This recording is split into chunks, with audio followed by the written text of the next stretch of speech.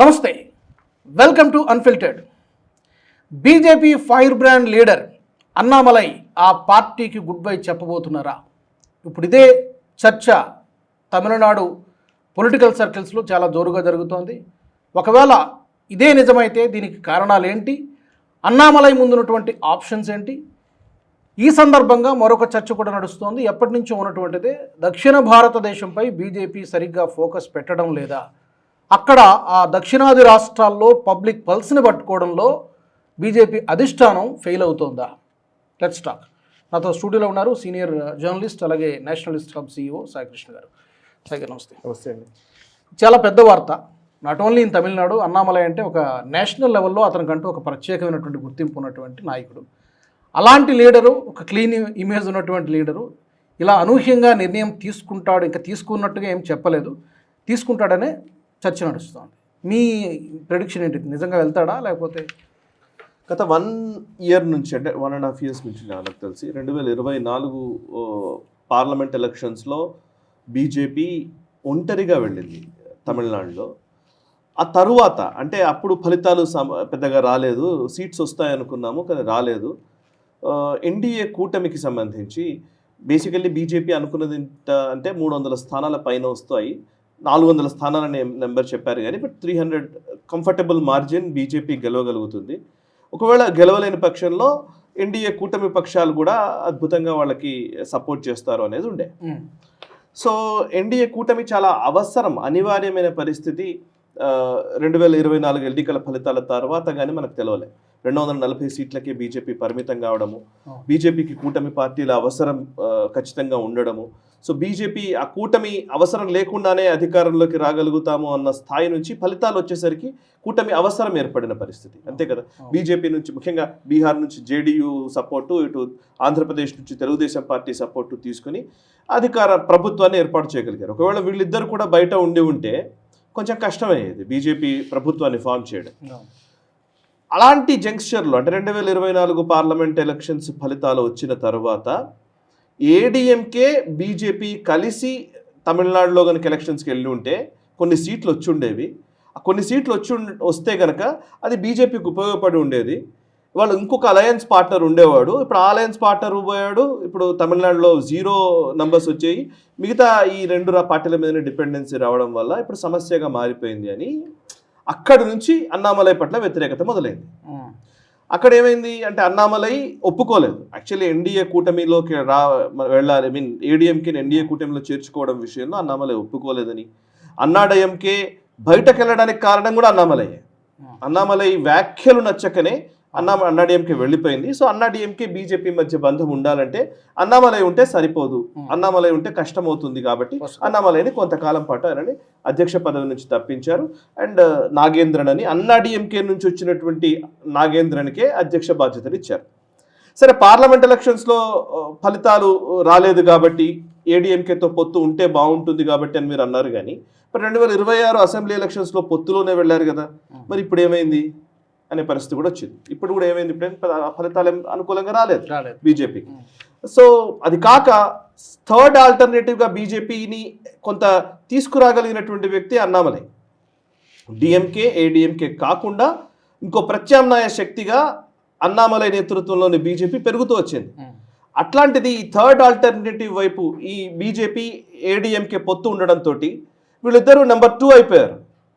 Number 1 DMK ఉంటే number 2 B పార్టీగా, number 2గా ADMK and BJP కూటమి ఉంది. మూడవ ప్రత్యామ్నాయంగా విజయ్ ఎమర్జ్ అయ్యాడు. నిజానికి ఆ విజయ్ స్థానము అన్నామలై ద్వారా బీజేపీకి వచ్చి ఉండాలి అనేది ఇంకొక ఆర్గ్యుమెంట్. సో ఈ కన్ఫ్యూజన్లో ఎవరి వల్ల ఏం జరిగిందో పక్కన పెడితే ఇప్పుడైతే ప్రస్తుతం అన్నామలై కొంత ఇబ్బందికరంగానే ఉన్నాడు. ఆయనను అధ్యక్ష బాధ్యతల నుంచి తప్పించడము, ఆయన ఈవెన్ మొన్న ఎలక్షన్స్లో కూడా ఆయన పోటీ చేయలేదు.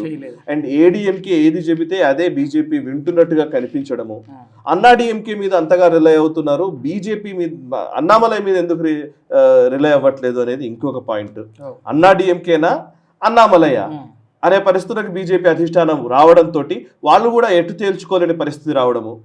దీంతో అన్నామలై ఇంకా నేను పక్కకి జరుగుతాను అని ఒక సంకేతాలు అయితే ఇస్తున్నారు.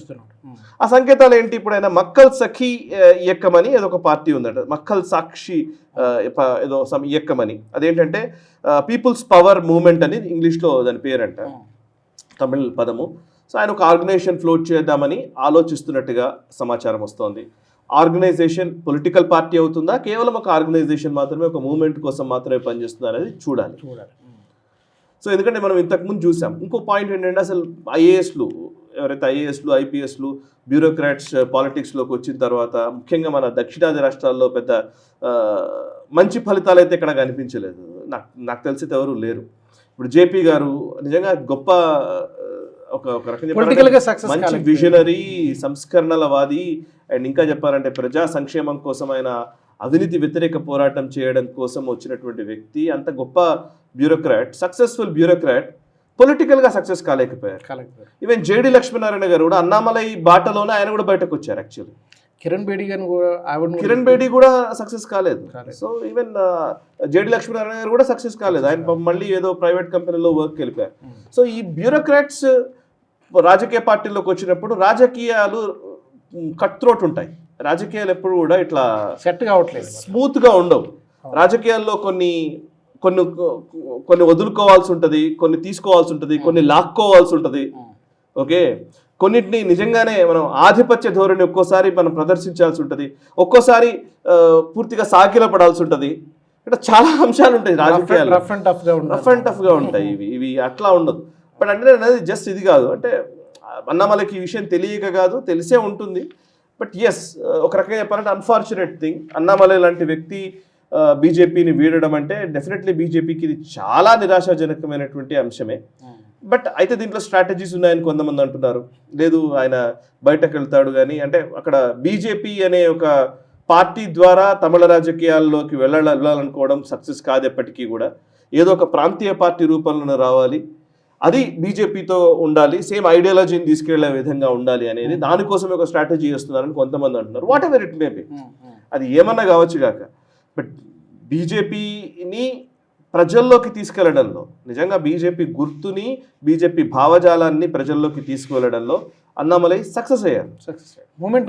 అది ఎలక్షన్స్ ఓట్లుగా మారకపోవచ్చు, అది పూర్తిగా సీట్లుగా మారకపోవచ్చు కానీ, బట్ ఒక ద్రవిడ రాజకీయాల్లో కీలకమైన భూమిక వహించారు అన్నామలై. సో దాన్ని మాత్రం ఎవరు కొట్టిపారేయాలి, అందుకే ఇంత మనం డిస్కస్ చేస్తున్నాం. రెండు ప్రశ్నలు సార్. ఒకటి, అన్నామలై లాంటి ఒక క్లీన్ ఇమేజ్ ఉన్నటువంటి ఒక అంబిషియస్ లీడర్ని సరైన విధంగా ప్రొజెక్ట్ చేయలేకపోయిందా లేదా ఉపయోగించుకోలేకపోయిందా అనేది ఒకటి.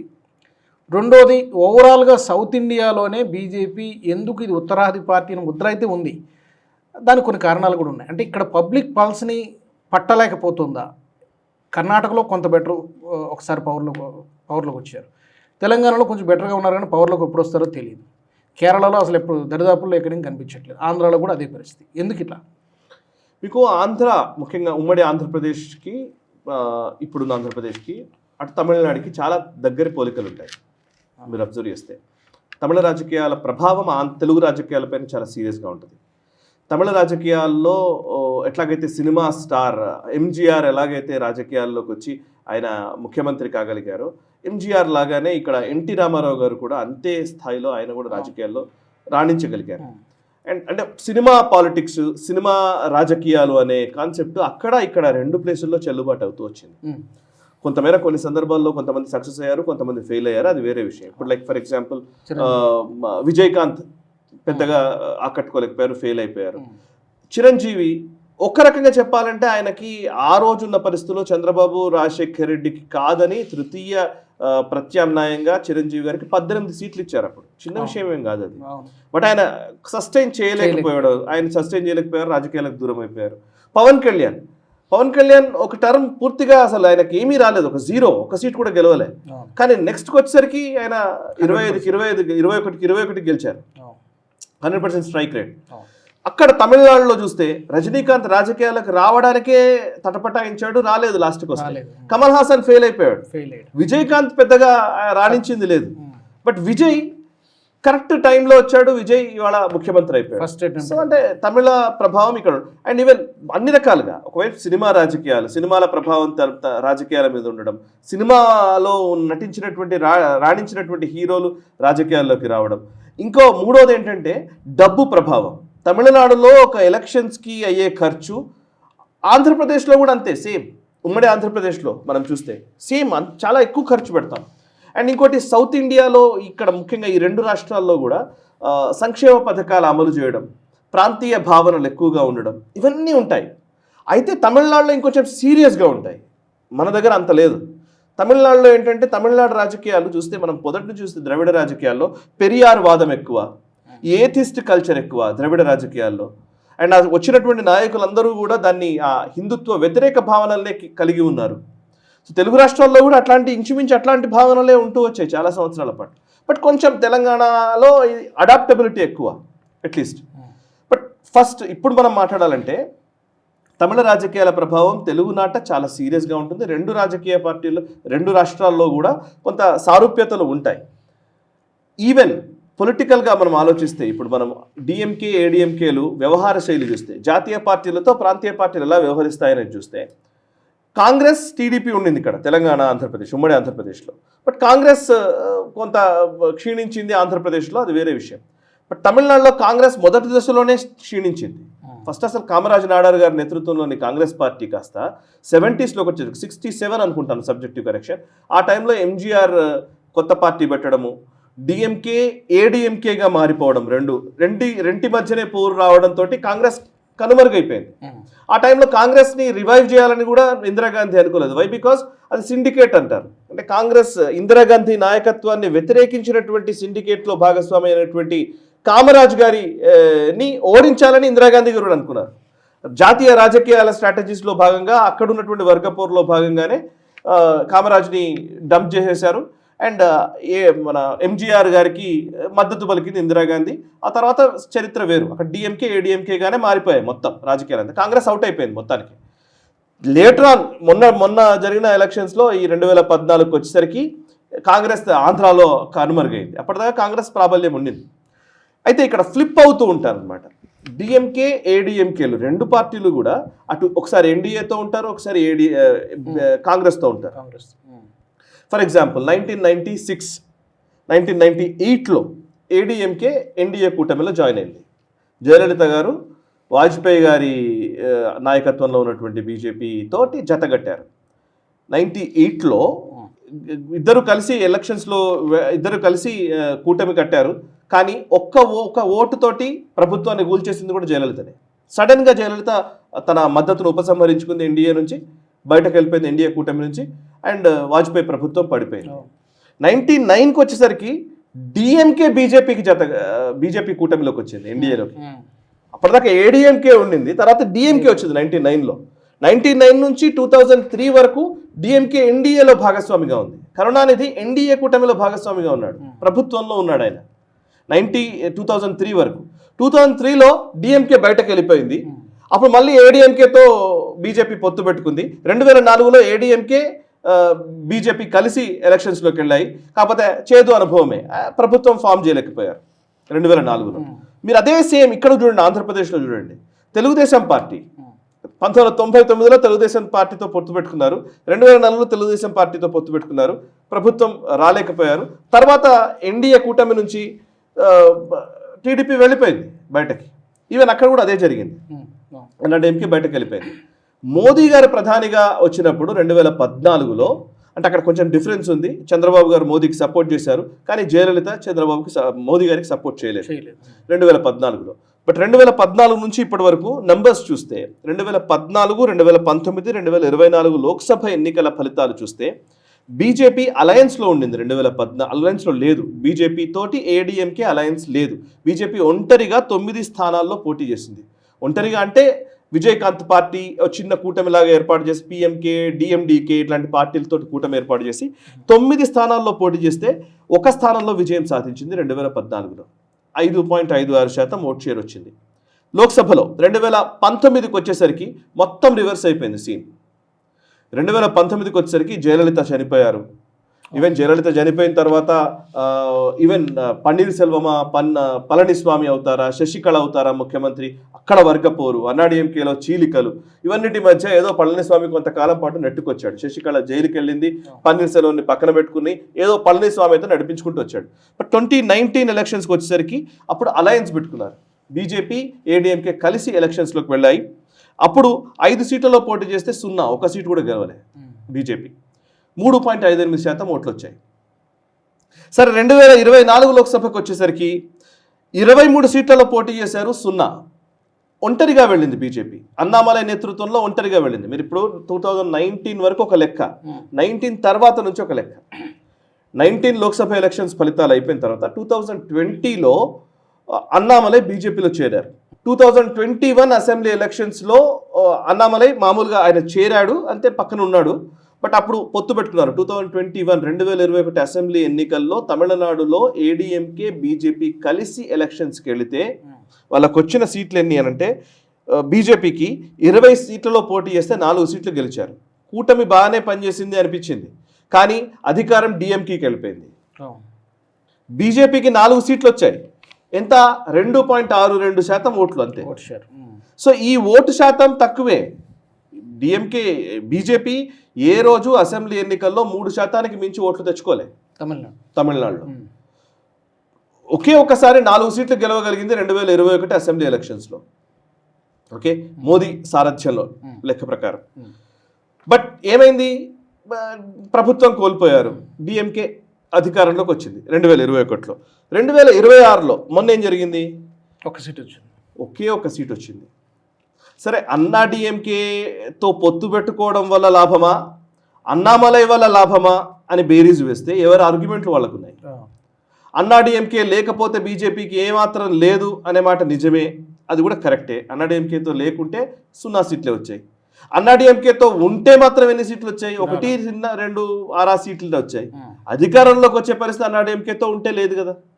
అధికారంలోకి రావాలి అనే ఆలోచనే ఉంటే అన్నా డిఎంకే అయినా డిఎంకే అయినా రెండు ఒకటే, రెండు ద్రావిడ పార్టీలే. ద్రావిడ పార్టీలకు భిన్నమైన జాతీయవాద భావజాలాన్ని తీసుకెళ్లే ప్రయత్నమే అన్నామలై చేస్తూ వచ్చాడు.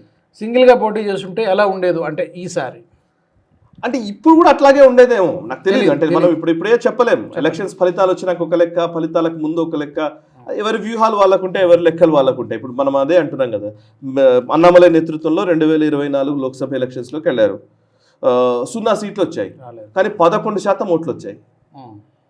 అందరూ ఏమంటారంటే అన్నామలై నేతృత్వంలో 11% ఓట్లు వచ్చాయి, మిగతా ఎవరు చేయలేకపోయారు కదా అది అని అంటారు. అప్పుడు మనం కూడా అనుకున్నాం నిజంగా 11% ఓట్లు చిన్నది కాదు, కానీ ఎక్కువ ఇంకా కొంచెం ఓట్ పర్సెంటేజ్ పెంచుకొని సీట్లుగా దాన్ని కన్వర్ట్ చేసుకోగలిగితే మంచిగా ఉండేది. కానీ ఏమైంది, 2024లో మనం 11% ఓట్లు అంటున్నాం కదా, కానీ ఎలా 23 సీట్లలో పోటీ చేసింది, 11% ఓట్లు వచ్చాయి. గతంలో 9 సీట్లలో పోటీ చేసింది 2014లో 5% ఓట్లు వచ్చాయి. అప్పుడు అన్నామలై లేడు, ఒంటరిగానే వెళ్ళారు. అప్పుడు కూడా 2014 లోక్సభ ఎలక్షన్స్లో కూడా ఒంటరిగానే వెళ్ళింది బీజేపీ. ఏదో డికే తోటి అట్లా చిన్న చిన్న పార్టీలతో పొత్తు. ఈవెన్ 2024లో అట్లాగే ఉన్నారు. 2014లో 9 సీట్లలో పోటీ చేసి 5.56% ఓట్లు వచ్చాయి. 2024లో 23 సీట్లలో పోటీ చేసి 11% ఓట్లు వచ్చాయి. Same number. ఎక్కువ సీట్లలో పోటీ చేస్తే ఎక్కువ ఓట్ పర్సెంటేజ్ వస్తుంది అనేది అన్నామలై వ్యతిరేక వర్గం చెప్పే ఆర్గ్యుమెంట్. సరే, భావజాల పరంగా చూస్తే అన్నామలై ఒక్కడే నిజంగా చెప్పాలంటే తమిళ రాజకీయాల్లోకి బీజేపీని తీసుకెళ్లగలిగాడు, గుర్తుని తీసుకెళ్లగలిగాడు చాలా ప్లేసుల్లో. అట్లీస్ట్ మాట్లాడుకోగలిగే పరిస్థితి తీసుకొచ్చాడు. అదే చాలా పెద్ద విషయం, చిన్న విషయం ఏం కాదు. రైట్. సో ఇప్పుడు మీరు అన్నారు, ఇందాక అడిగినారు సౌత్ ఇండియన్ రాజకీయాల మీద బీజేపీ ఎక్కడ ఫెయిల్ అవుతోంది, ఇక్కడే ఫెయిల్ అవుతోంది. మనం అరిథమెటిక్స్ చూస్తే ఒకలాగా కనబడతాయి, మనకు కనిపించే గణాంకాలు నంబర్స్ బేస్ చేసుకొని మీరు రాజకీయాలు చేయాలనుకుంటే చాలా సమస్య అవుతుంది. అందులోనూ సౌత్ ఇండియన్ పాలిటిక్స్లో, ముఖ్యంగా నార్త్ ఇండియన్ పాలిటిక్స్కి సౌత్ ఇండియన్ పాలిటిక్స్కి మేజర్గా ఎక్కడ డిఫరెన్స్ వస్తుంది అని అంటే, అక్కడ శక్తి ఉంది, ఇక్కడ భక్తి ఉంది. భక్తి శక్తిగా కన్వర్ట్ కాలే ఇక్కడ. అంటే భక్తి శక్తి ఏంటి డిఫరెన్స్ అని అంటే, ఇక్కడ హిందుత్వ రాజకీయాల్లోకి రాలే, హిందుత్వ ఇంట్లోనే ఆగిపోయింది. ముఖ్యంగా మన తెలుగు రాష్ట్రాల్లో కానివ్వండి, సౌత్ ఇండియన్ స్టేట్స్లో కానివ్వండి, అది భక్తిలాగా మాత్రం, భక్తిని రాజకీయాల్ని ఏ రోజు కలపలే. ఈ రాష్ట్రాలు కలపకుండా చేశారు చాలా సంవత్సరాల పాటు. కలపకుండా ప్రాంతీయ భావనల్ని తీసుకొచ్చేసి దాన్ని కలపకుండా చేశారు. ఇక్కడ కులం అంటే ఎప్పుడు కూడా ఎమోషన్స్ 3-4 ఉంటాయండి. 4 ఎమోషన్స్ నిజానికి మాట్లాడితే: కులం, మతం, ప్రాంతం, భాష. ఈ 4 ఎమోషన్స్ ఎప్పుడు కూడా. ఈ 4 మనిషిని నడిపించేవి, మనిషి ఎమోషనల్గా మనిషిని రియాక్ట్ అయ్యేలా చేసేవి చాలా వరకు.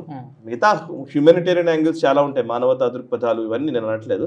బాధ అంటే నా ఎక్స్ప్రెషన్స్లోకి వెళ్ళట్లేదు. బట్ బేసికల్లీ ఒక మనిషిని రాజకీయంగా కదిలించే అంశాల్లో 4 కీలకమైన ప్రభావితం చేసే అంశాల్లో 4: కులం, మతం, ప్రాంతం, భాష. ఇందులో మేజర్గా మతం అనే దగ్గరికి వస్తే, మనం తెలుగు రాష్ట్రాల్లో కానివ్వండి, ఓవరాల్ సౌత్ ఇండియన్ స్టేట్స్లో కానివ్వండి, ఒక సెక్యులర్ రాజకీయాల పేరిట మనం అసలు హిందుత్వ భావనలే లేవు మనకు. కులం చాలా ప్రమాణం అవుతుంది మనకి. హిందుత్వ అనేది రాదు. హిందువుల్లో కులాల ప్రాతిపదికన విడిపోతాం. కులం అనేది చాలా ఎక్కువ ప్రభావం చూపుతుంది మనకి, రైట్? హిందూ అనే భావన చాలా తక్కువ. అదే నార్త్ ఇండియాకి వెళ్తే హిందూ భావన ఎక్కువ. కులం కూడా ఉంటుంది అక్కడ, బట్ హిందుత్వ చాలా ఎక్కువగా ఉంటుంది. ఫర్ ఎగ్జాంపుల్ హిందీ బెల్ట్లో, అందులోను హిందీ బెల్ట్లో చాలా ఎక్కువ ఉంటుంది. అండ్ కమ్యూనికేట్ చేయడానికి కూడా అవకాశం ఎక్కువ అక్కడ. అండ్ అక్కడ ఎందుకు మతం అనే భావన ఎక్కువగా ఉంటుంది అని అంటే, వాళ్ళు చాలా దాడుల్ని చూశారు, వాళ్ళు ఎన్నో దాడుల్ని వాళ్ళు ఫేస్ చేశారు. ఫర్ ఎగ్జాంపుల్ ఇస్లామిక్ ఇన్వేజన్స్ వాళ్ళకి డైరెక్ట్ ఇంపాక్ట్ అయ్యాయి. పార్టీషన్, దేశ విభజన డైరెక్ట్ వాళ్ళకి ఇంపాక్ట్ అయింది. వాళ్ళ జీవితాల్లో ఇంపాక్ట్ అయినటువంటి అంశాలకు సంబంధించి తాలూకా ఆ చారిత్రక దృక్పథం ఏదైతే ఉంటుందో అది ఇప్పటికీ కలిగి ఉన్నారు.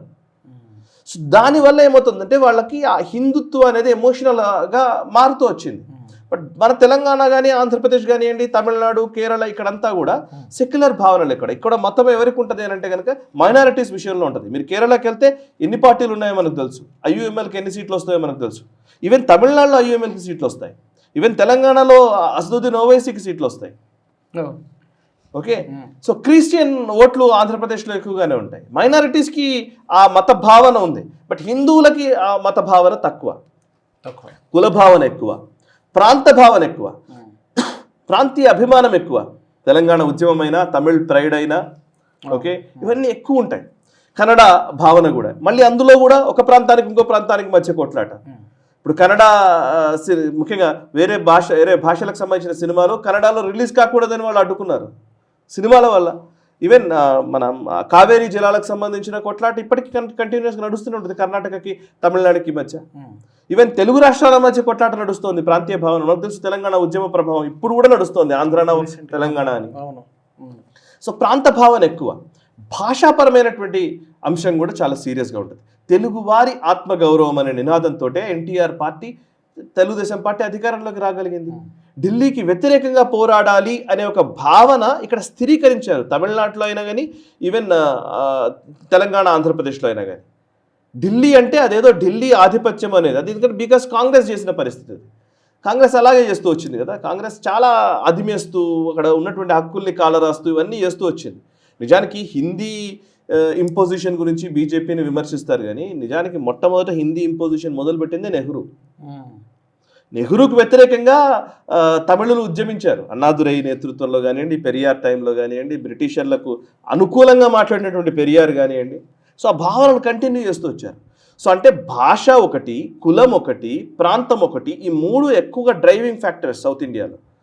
బట్ మతం అనే దగ్గరికి వచ్చేసరికి ఎక్కడో హిందుత్వ అనేది ఎస్టాబ్లిష్ చేయడంలో విఫలమవుతూ వచ్చారు. సో ఇక్కడ ఫార్ములా వేరే ఏదైనా ఉండాలేమో, ఇక్కడ వేరే ఏదైనా అంశాన్ని తీసుకురావాలేమో. అండ్ అది కాక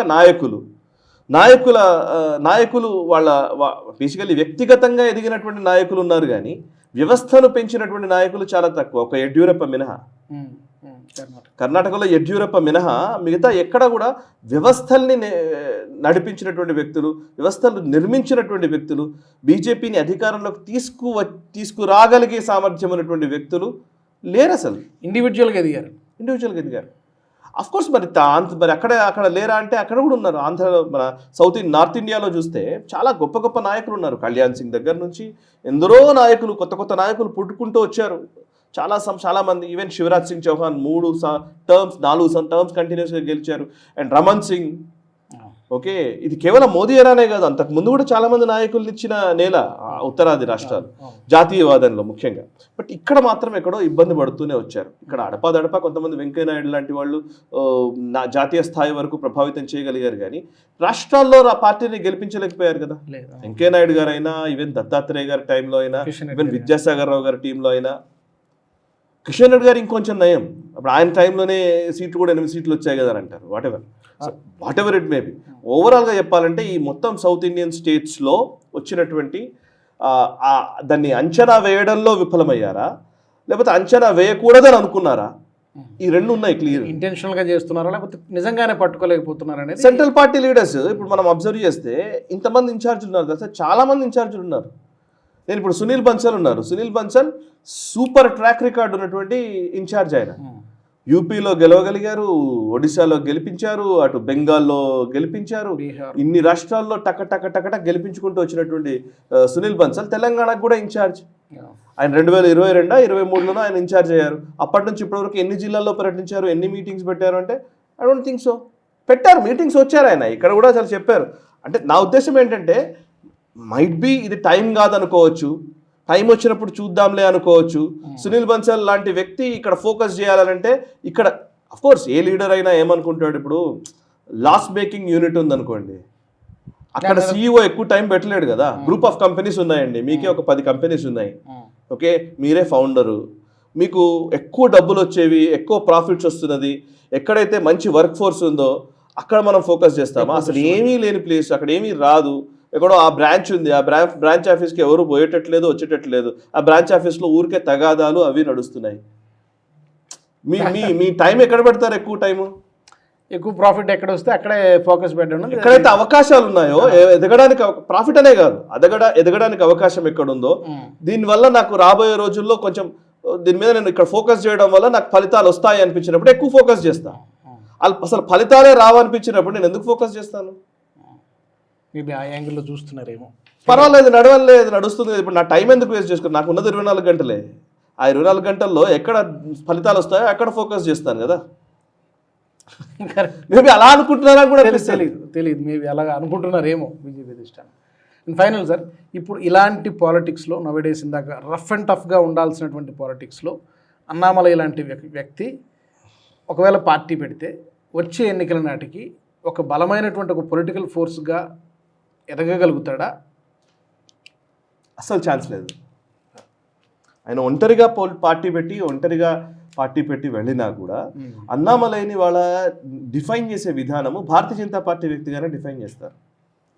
సరే, ఆయన ఆల్టర్నేట్గా ఎమర్జ్ అవ్వాలి అని అంటే ఇమీడియట్గా అయితే జరగదు.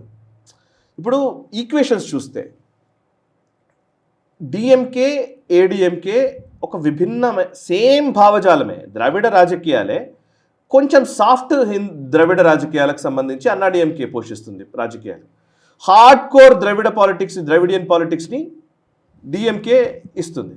సాఫ్టెన్ చేయడం అంటే ఏంటి అర్థం? కొంత భక్తి భావన కలిగి హిందుత్వాన్ని కొంచెం పట్టుకొని, ఈవెన్ జయలలిత పీరియడ్ దగ్గర నుంచి కూడా కొంచెం సాఫ్టెన్ చేసింది అంతే ద్రవిడ రాజకీయాలు. ఇద్దరికి ఏం తేడా లేదు. వీళ్ళిద్దరూ అన్నాదురై గారి శిష్యవర్గమే. వీళ్ళిద్దరూ కూడా సేమ్ మళ్ళీ పెరియార్ భావజాలాన్ని కలిగి ఉంటారు.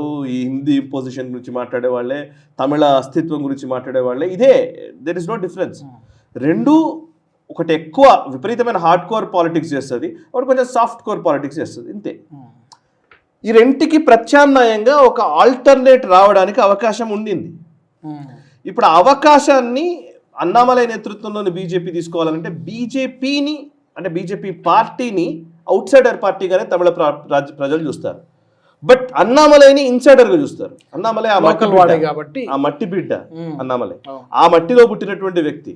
ఆయన భాష కానివ్వండి, ఆయన వేషం కానివ్వండి, ఆయన చూసిన ధారణ కావచ్చు, మొత్తం అన్ని రకాలుగా చూస్తే ఒక తమిళ్ ఆ కల్చర్ని రిప్రజెంట్ చేస్తున్నటువంటి వ్యక్తిగానే కనబడతారు. అట్ ద సేమ్ టైం చదువుకున్నవాడు, అవినీతి వ్యతిరేకంగా ఆయన నిలబడతారన్న ఒక భరోసా ఇవ్వగలిగినవాడు. ఆయనకు disadvantage Bharatiya Janata party, advantage Bharatiya Janata party. Bharatiya Janata party లేకుండే అన్నామలై ఇంత సీరియస్గా వెళ్ళేవాడు కాదు. అవును, ఎస్టాబ్లిష్ అయ్యేవాడు. సో ఆయన సెంట్రల్ అధికారంలో ఉన్నటువంటి ఒక పార్టీ రిప్రజెంటేటివ్ అన్నప్పుడు ఉండే వెయిట్ కూడా ఎక్కువగానే ఉంటుంది కదా. సో వితౌట్ బీజేపీ అన్నామలై ఇంత దూరం వచ్చేవాడా?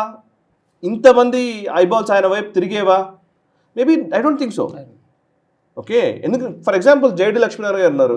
ఏం తక్కువ జేడి లక్ష్మీనారాయణ గారికి అన్నామలైతో పోల్చుకుంటే? ఆయన సిన్సియర్ ఐపీఎస్ ఆఫీసర్, ఆయన కూడా పాపులర్. ఈవెన్ అందరూ తెలుసు. సిబిఐ మన జగన్ కేసు దగ్గర నుంచి అన్ని కేసులు ఆయన తెలుసు. బట్ జేడి లక్ష్మీనారాయణ ఏం తక్కువ? ఏమీ లేదు. కానీ అన్నామలైకి ఉండే అంత శక్తి జేడి లక్ష్మీనారాయణకి ఎందుకు లేదు? బికాస్ బీజేపీ లేదు, సిస్టమ్ లేదు, ఎకో సిస్టమ్ లేదు కదా. సో అన్నామలైకి ఆ ఎకో సిస్టమ్ ఉంది కాబట్టి దేశవ్యాప్తంగా ఆయన చర్చలో ఉంటాడు. ఆ సిస్టమ్ని పక్కకు జరిగి ఆయన మళ్ళీ ఫక్తు తమిళ రాజకీయాల్లోకి వెళితే ఎంత మేర స్ట్రాంగ్ అవుతాడు? I don't think so. అదొక పాయింట్ ఉంది. రెండో పాయింట్ ఏంటంటే ఇక్కడ మనము పార్టీ అండ్ వ్యక్తి ఈ రెండు చాలా ఇంపార్టెంట్. ఇప్పుడు విజయ్ వచ్చాడు మధ్యలో, థర్డ్ ఆల్టర్నేటివ్గా విజయ్ వచ్చాడు. విజయ్ అనే వ్యక్తికి చరిష్మా ఉంది, ప్రజల్లోకి వెళ్ళగలిగేది ఉంది. ఆయన ఒక పార్టీ పెట్టాడు. థర్డ్ ఆల్టర్నేటివ్గా ఆయన ఎమర్జ్ అయిపోయాడు. ఇవాళ రాబోయే రోజుల్లో ఏది అన్నామలై విజయాన్ని ఏది డిసైడ్ చేస్తుంది అని అంటే, ద్రవిడ రాజకీయాల భావనల్లోకే విజయ్ కూడా వెళ్ళాడు అనుకోండి. ఇప్పుడు ఏమైందంటే Dravidian politics, anti Dravidian politics ఈ లైన్ డ్రా చేయగలిగితే అన్నామలైకి అవకాశం ఎక్కువ ఉంటుంది. So DMK, ADMK and TVK మూడు అదే తాను గుడ్డలు, అదే ద్రవిడ రాజకీయాలు చేస్తారు. ఎందుకంటే విజయ్ కూడా ఏం భిన్నంగా అనిపించట్లే. విజయ్ కూడా అదే పెరియార్ దండం పెడుతున్నాడు, అదే హిందీ గురించి మాట్లాడుతున్నాడు, అదే ఆ తమిళ భావన గురించి మాట్లాడుతున్నాడు. సరే, నేను భాష గురించి మాట్లాడితే తప్పేం లేదు. సేమ్ ద్రవిడియన్ పాలిటిక్సే చేయాలనుకుంటే అదే డిఎంకే, ఏడిఎంకే రాజకీయాలే టీవీకే చేస్తే ఆయన థర్డ్ ఆల్టర్నేటివ్ కాదు, ఆయన ప్రత్యామ్నాయం కాడు. ఈ ఇద్దరు నాయకులకి భిన్నమైన నాయకుడు అవుతాడు, అంతేగాని అది ఆ మొత్తం ద్రవిడ రాజకీయాలకే భిన్నమైన వాదనని తీసుకొచ్చే పరిస్థితి ఉండదు. కాకపోతే ద్రవిడ రాజకీయాల యొక్క భిన్నమైన వాదనని తీసుకెళ్లి ప్రజలకు ఒప్పించి ప్రజల్లో ఆ భావనని స్థిరీకరించాలి అని అంటే టైం పడుతుంది. బికాస్ బెంగాల్ లాంటి పరిస్థితి ఉంటుంది. బెంగాల్కి ఎన్ని సంవత్సరాలు పట్టింది? కనీసం 15 ఏళ్ళు పట్టింది బీజేపీ ఎమర్జ్ అవ్వడానికి. అంత ఈజీగా గాలే. ఎప్పుడైంది అంటే నెంబర్ 2, నెంబర్ 1 ఇట్లే ఉంటుంది ఇప్పుడు ఆ రాజకీయం. నెంబర్ 1, నెంబర్ 2 ఉంటారు. నెంబర్ 2లోకి వస్తే నెంబర్ 1లోకి రావడం ఈజీ.